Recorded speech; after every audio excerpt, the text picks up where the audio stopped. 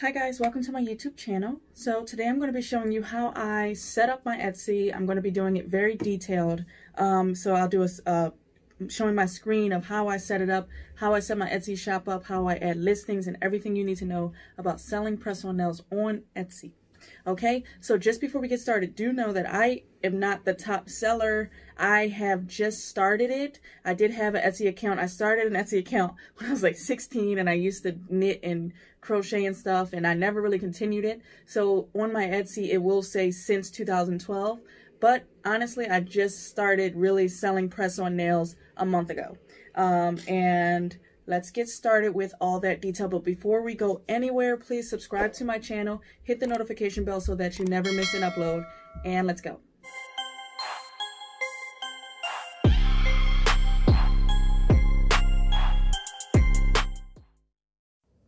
Okay guys, so I'm on my desktop on Etsy, and I'm just going to hit Shop Manager, and then you can see I don't have many orders, so let's see, we're going to go down to, we're just going to scroll the site. So you can press on your sales channels. This is my sales channel. I hate that name, Coco Cuties. That was my name when I was 16. I want to change it.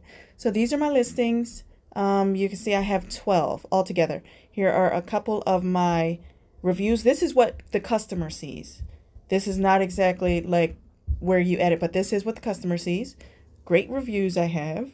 So if I go back, you're going to go to listings. I'm going to show you how to do a listing.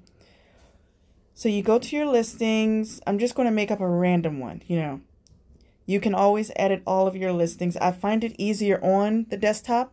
I do add them on my phone app, but I like it on the desktop too. So here, you want to add more than one picture, just to give some variety. You can adjust the thumbnail. I couldn't figure out how to do this on the phone, but it's so much easier on the desktop. So, zoom in on that photo. A great photo. You want to have nice, vibrant colors. Great photos, Save that down. You can add a video if you want it. Maybe you're trying them on or whatever. Here, these are the details. So, actually, I'm just showing you a listing that I already have. And then we can make a listing. So I'm not going to save any of this. Okay, so let's create a listing from scratch. Go up to that corner, add listing, add a photo. Let's do a Lamborghini, a random car. This is just for, an example. So we added that on there. I already showed you how to adjust thumbnail, add a video if you want to. Let's see, listing details. You want to give it a title, be creative. Also be mindful of keyword research. You want to have something that has it's really popular, is being searched on the internet. So I did Lambo, who made them. I did finished product, made to order. Most press-on nails are made to order. The category. So on here, the category is under craft and supplies for press-on nails.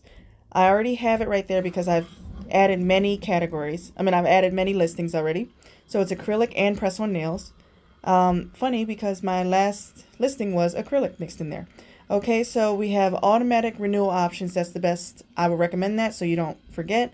And then you have the type. It's a physical product that will be mailed. Description adds something really cool. You want to be very descriptive in the description so your customer can really see what they're getting. And then you're going to do, the tags are very important. If you want people to find your stuff, use keywords, use great keywords. Tags, that is very important for you to pop up on first pages, even pop up on Google. You ever search something on Google and you can shop right there on Google, like through whether it be Etsy, Target, Walmart? You just really want to do some great keywords. Materials, I always send a prepping kit that just comes with each set of nails you buy. So the price, add any price, whatever object, whatever the price is, the quantity. For my press-on nails, I do them made to order, so I just do 1, but you can do 10. I have done 10 before. Now this part right here is a little bit tricky. You want to add a variation. So I like to add the length because press-on nails people like long, medium, or short, okay? So we're going to do variation, the length. I'm going to name it length. This part, the customer can actually go in and click what they want. I said large, that was not right. So let's go back. Length. And then I always do long is pictured because I do all of mine long. So I make sure they know that in the picture is what, if they ordered long, that's exactly what it would look like. I add medium and then I add short. Just so that customer can have more of a variety, more of what they want to choose. Say they want to order 2 sets and 1 long, 1 short, whatever it may be. So then I skip the personalization, blah, blah, blah. Okay, let's go to shipping. This part is very important as well. I recommend you do custom shipping. So enter, if you haven't already entered your stuff, it's the same as the enter custom shipping options. But anyway, so my stuff is already in there. We're shipping from that address, that zip code. So we're going to do, I already know how much my things are because I have a scale. And I know the length of my, bubble mailers because I just searched where I bought them from and they have the length listed. So this is example. If it ships from Chicago, that's how much it'll cost. Let's do Denver. That's how much it'll be. And then let's do New York. That's how much it'll be. That is very important for your customers because you can lose money in the end if you do not pick that option, and your customer will pay that, not you. It won't come out of your pockets. It'll come out of your customers. They'll put that up with the actual price. So then we're going to do maybe later. If you want to preview it, you can preview it, but we're going to publish, and that's what you get. I'm just going to cancel it because I really don't want that to go up, but that is exactly how you add a listing. Pictures go hand in hand with selling, you know what I mean? So as I said, I am not the top seller, so I just wanted to show you guys how I go about, how I navigate the Etsy site. You can do this on your phone. It is different looking, of course, on a phone than it is on a desktop, but there you have it. So right now I'm just playing around. I'll show you how to do shipping labels. This is very important.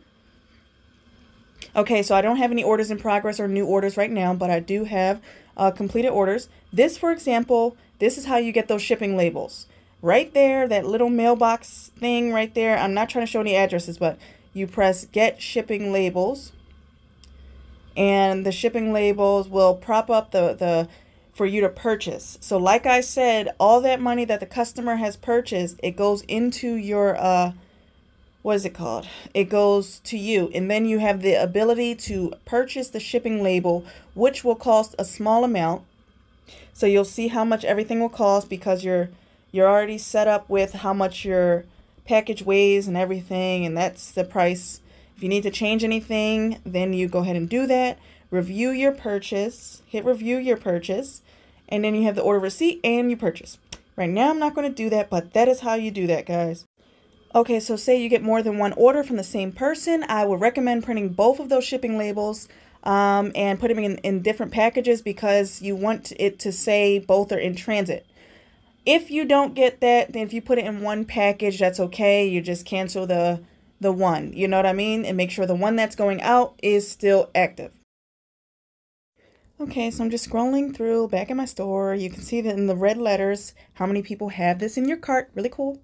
Anyway, so guys, I'm just going to go to the settings on the left-hand side. I want to change a couple of things like right now, now that I'm looking. And you can change your Etsy name. That's really cool to know. But I'm going to get rid of that banner because I don't sell any crocheted items or knitted items. But you can see all the things you can do. My shop name is Press On Nails. I have my logo up there. Just looking. I want to save changes. We're going to go back over to the left-hand side. Oh, wait, actually at the top. Policies, shop name. That's really important. So I'm just going to change that to what my actual logo is. It's Rin's Nails. I'm sorry. I want it to be close to my domain. That's my domain name as well. So it's going to be Rin's Nails because my name is Corinne. Rin. You see? So we're going to save that, and that is how you change your Etsy shop name. That's important to know these things. All right, guys, so back to dashboard. Okay, guys, so I hope that video really helped you out and answered all your questions. I did get a couple comments asking for a video like this, and it is really hard. I'm not saying Etsy is hard to navigate, but I mean, most websites, you need a little bit of training, especially if you're a seller. So in order to do the right things and get the best for your press-on nails or whatever items you sell, I just think it's a good idea to share this video with your friends, you know what I mean? And if you like this video, hit the like button. Don't forget to subscribe to my channel, hit the notification bell so that you never miss an upload, and I'll see you in the next video, guys. Bye.